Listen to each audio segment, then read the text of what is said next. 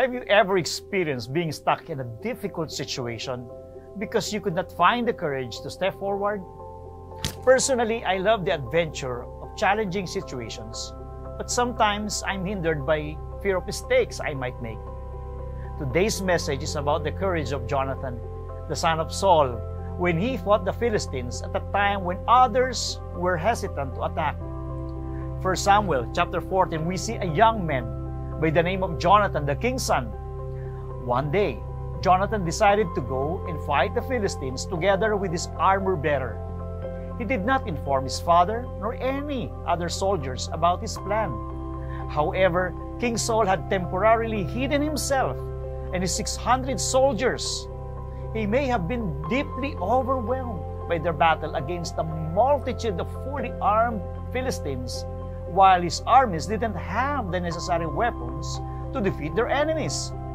His strategic calculation of their situation may have paralyzed him. However, in verse 6, we can see his son take a different view. Jonathan said to the young man who carried his armor, "Come, let us go over to the garrison of this uncircumcised. It may be that the Lord will work for us. For nothing can hinder the Lord from saving by many or by few." Jonathan demonstrated a different perspective from his fathers. He saw their extremely hard situation, yet was courageous enough to go on the offensive.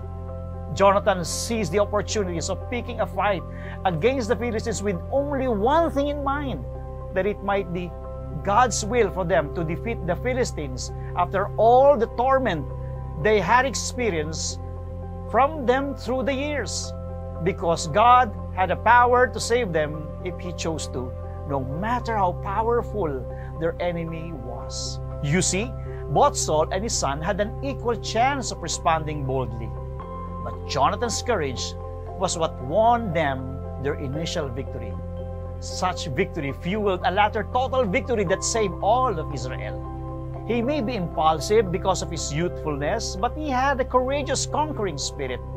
He demonstrated the common saying, "When the going gets tough, the tough get going." God used Jonathan's courageous spirit to lead Israel to victory. Many people live paralyzed lives because they do not find the courage to move forward even when they know God's will. What would be like if we always acted with courage when we know God's will in our lives? Courageous people shine during the most difficult moment of their lives. They have the divine ability to turn impossibility into tremendous opportunity because they know and act upon the will of God. Courage involves going through hard and difficult areas of life, yet having the willingness to pay the price to see the advancement of the kingdom. Courage is seeing the danger of a particular quest, but doing it anyway.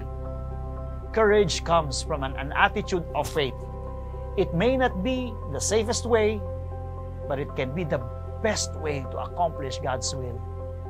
Those who know their God shall courageously do great exploits.